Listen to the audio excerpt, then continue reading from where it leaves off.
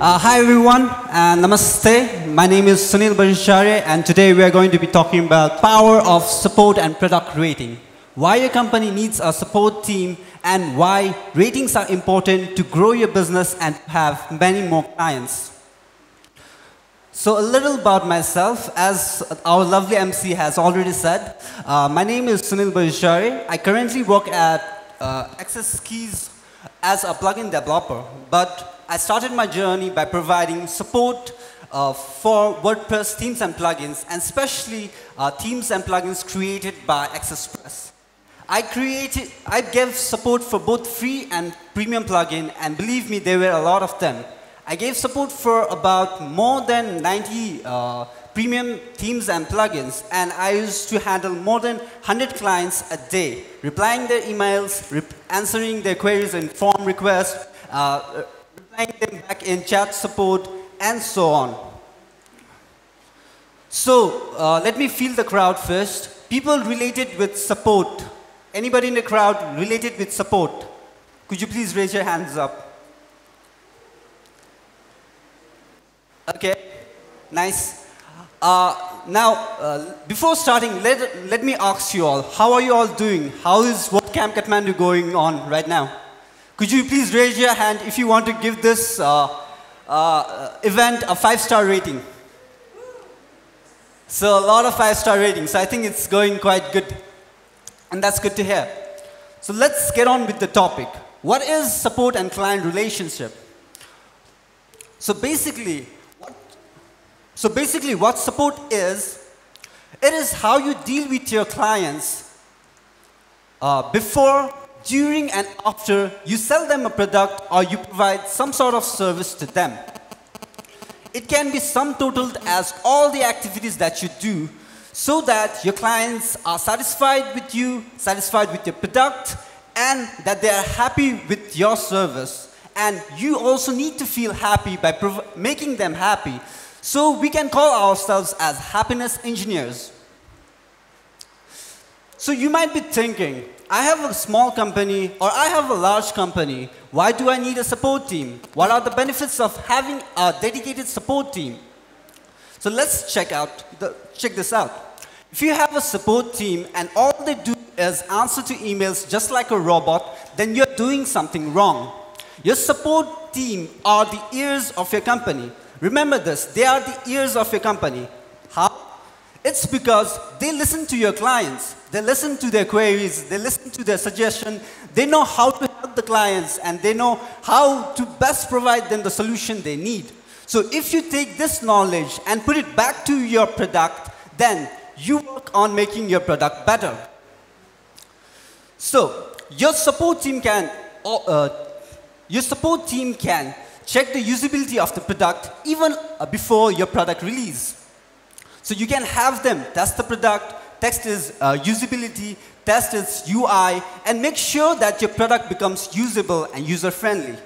Better more, have your support team create the documentations for the product. Have them create video tutorials for the product.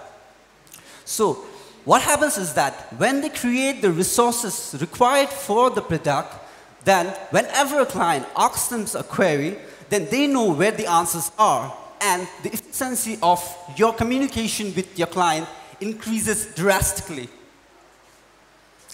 So how to manage your support traffic? So I am a company or I am a support personnel, and I get about 200 mails a day relating with all kinds of questions. From basic questions to code editing questions to questions regarding our core service, and you need to handle them all. So what can you do is observe yourself as a company. Know what you have and know what you can provide. Check your resources. Check on the support channels you want to provide for your company. Just because you want to provide support doesn't mean you have to be a 24/7 support providing company. If you can't do it, don't do it. But you might be thinking, how can I let my clients know about this information? It's easy. Make them your company policies. Put them in your company policies. Make terms and conditions on how you provide support. tell them what are your working hours, when are your working days, tell them about the time difference. And by providing this information, your clients will know when to ask for support, and doing this, they can get the best support and your clients can be happy. The next thing I want to talk about is controlling your traffic to various support network trends. The first thing you need to do when you release a product is create a knowledge base. So this knowledge base can consist of documentations, can consist of video tutorials, can consist of the frequently asked questions about your product. So what these help do is solve your clients' problems and queries by themselves. So if a client needs to know how to do something, they can just check these resources and solve the issues themselves. Doing this will minimize your support traffic by some extent. So what if your clients don't find their answers in documentations or this knowledge base? The next thing you can do is create a support form. Create a community for your product and have this community solve their issue themselves. These support forms can handle public queries, and if one query is solved, then that query can help solve issues of many more clients. So your problem is too big and it cannot be published publicly. So what do?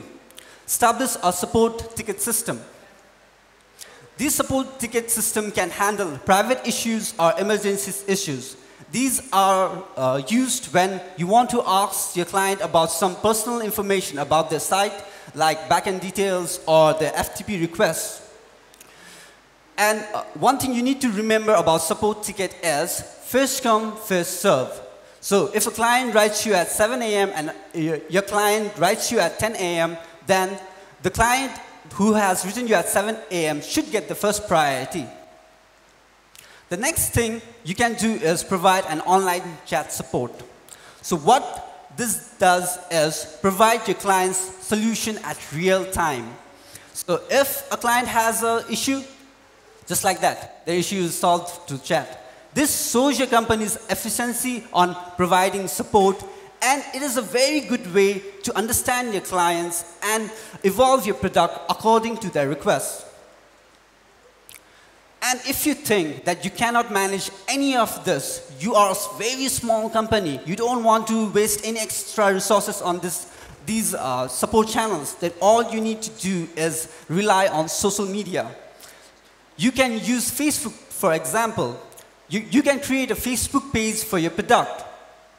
Facebook allows you to handle some public questions as Facebook posts. It also provides you a message board where you can handle private questions. And better yet, Facebook also provides you like buttons and rating systems. So you know how your product is doing in the market, and everybody in the world knows how your product is doing in the market. So now let's talk about the do's and don'ts. We have talked about what support is. We have talked about how a support team needs to be. Now let's talk about what they should do. The first thing they need to do is understand the client, familiarize with them. And the best way to do is to know about them. Ask them some personal questions like, hey, Mr. John, how are you doing? How's your day going? How may I help you? Be polite to them. Don't make them feel that they are talking to a corporation. Don't make them feel like they are talking to a robot. Like, what is your name? My name is Sunil. Don't do this. Be more personal and answer questions more personally. The second thing you can do is make pre-built quotations or pre-built answers. Use canned replies. Just because you have hundreds of questions each day doesn't mean you have to type out hundreds of answers every day. What you can do is generalize the questions that you usually get and make a pre-made answers, so you can just copy and paste. Doing this makes your reply more efficient and more quick, and the client can get replies back very quick. The next thing is explain to your clients like they are a 5-year-old kid. Just because you are an expert on something doesn't mean that everybody else knows the same thing that you do. Some may be just beginners starting out, confused, and you as a support team needs to help them understand in a very, very simple and basic way of explaining steps to them. If somebody wants to add a header slider on their theme or add a new plugin, you can't just tell them, go to the header settings and change the header image. What if the client doesn't know where the header setting is? So that's a big problem. What you need to do is give them step-by-step instructions. Better, send them a screenshot of the related statements. And if you are free or if you have time, create a small video tutorial for them. This way, your client's issues are 100% sure to be solved. The next thing is, thank them for the gifts. So, you might think as a developer, as a company, you have created the best product in the world. So how many of you think that you can make 100% great themes or 100% great plugins? Hands up. Okay. What happens when a client comes and says that there is a bug in your theme that crashes their site?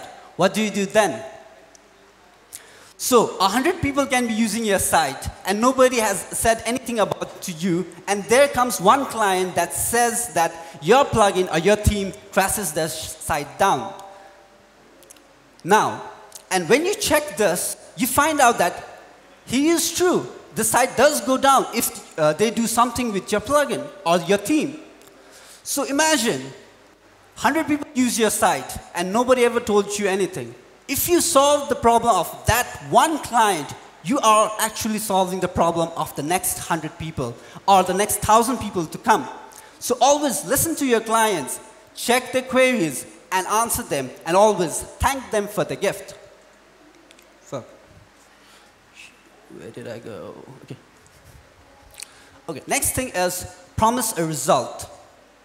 So, a client requests you something. They want an update, they want a fix, and you said you're going to do it by the end of the day, or you'll release an update next week, and you forget about them. Imagine how your client feels. They are waiting for your replies. They're waiting for you to solve their problem. They're waiting for them to be your superhero, but you never write them back. And they send a very, very heart-touching email saying, any updates? Imagine. And you're like, why I had to do this? So, your clients then start losing trust in you. They start losing trust in your business. And this is a very big, big no-no. If you promise something, deliver it. So next thing we can do is doing bad news and good news. What should you deliver first? Should you give a bad news or should you give the good news? My personal experience, give the bad news first and give so many best alternatives for their answers that they forget about the bad news and they thank you for the good news. Next thing is using casual tone versus formal tone. So, my personal experience, I find that whenever you're giving good news, use a casual tone. Whenever you want to ask something, use a casual tone. Whenever you want to give a bad news or you want to tell them as a corporation that you cannot do something, use a formal tone. That works. The last thing I want to say is that ask for reviews. You are giving them the best service of your life. You are listening to their queries and making them happy. But what you do in return, you do nothing. Then you get demotivated day by day. So ask them for a review. Ask them review on your product. Ask them review on the service you provided. If somebody says that you have done a great work, then that is motivation for me enough to solve another query and provide support another day. So my next segment is reviews and why you need them, but I think my time is running out. So I'm going to do this very fast and very quick. Reviews and why do you need them? So in the beginning of this presentation, I asked you how you felt about WordPress, WordCamp right now. And a lot of you said that you liked it. So same goes for your product. If a lot of people like your product, then your business is sure to grow. Your people will understand your business, and it keeps you motivated to do work the next day. So here are some stats. I'm going to do it very, very quickly. So 90% of this world, 90% of the people around the world read online reviews before doing some kind of business with you. 86% never even bother to know about you if you don't have a good review or if you have no reviews at all. 88% of the people trust online reviews just on the basis of personal recommendations. 70% of the people trust your business more if you have good reviews, good stats. So, at last, I want to tell you that reviews are very important. They are 27% of your company's reliability, 21% of your company's expertise, and 80% of your professionalism. It all depends on how well your product is reviewed. So, thank you. I'm going to end my presentation now. If somebody has to ask me something, please do.